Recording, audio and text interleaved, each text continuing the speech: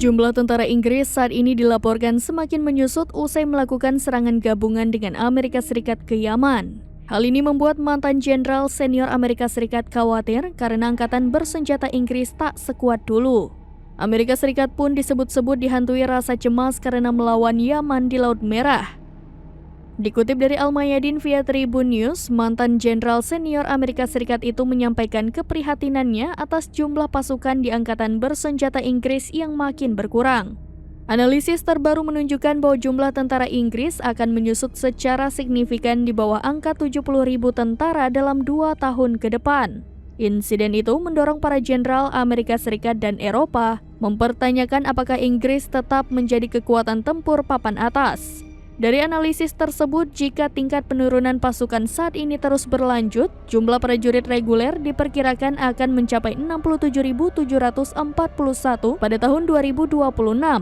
Angka tersebut lebih kecil dibandingkan jumlah personil di pasukan operasi khusus Amerika Serikat. Lebih lanjut, mantan jenderal Amerika Serikat ini mengakui status Inggris sebagai sekutu terdekat Amerika Serikat. Namun ia merasa menyesal dengan berkurangnya kemampuan militer Inggris selama beberapa dekade terakhir. Angkatan Laut Kerajaan Inggris juga sedang bergulat dengan penurunan jumlah wajib militer yang signifikan, sehingga menimbulkan kekhawatiran di kalangan komandan senior tentang kemampuan mereka di masa depan.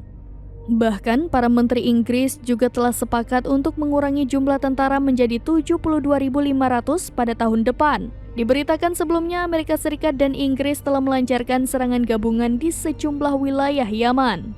Kedua negara tersebut sempat melayangkan serangan ke wilayah Yaman sebagai respon blokade Houthi di Laut Merah terhadap kapal-kapal yang berhubungan dengan Israel.